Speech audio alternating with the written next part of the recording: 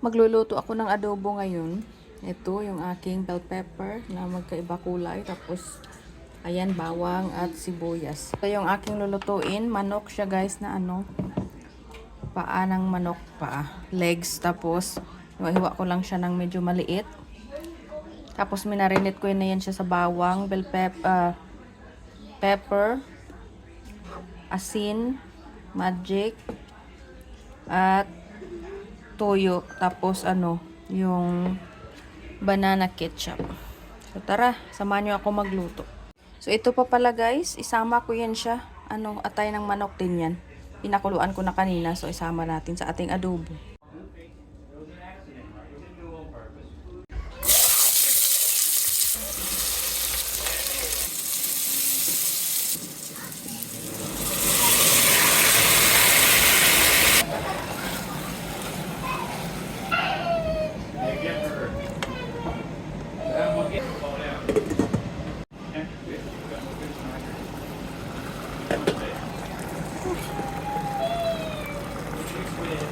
Idagdag ko lang pala itong tayo ng manok guys.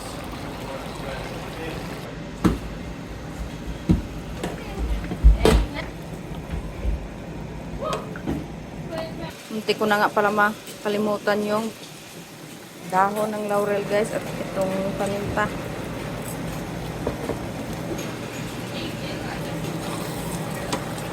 Ito na yung ating ulam guys.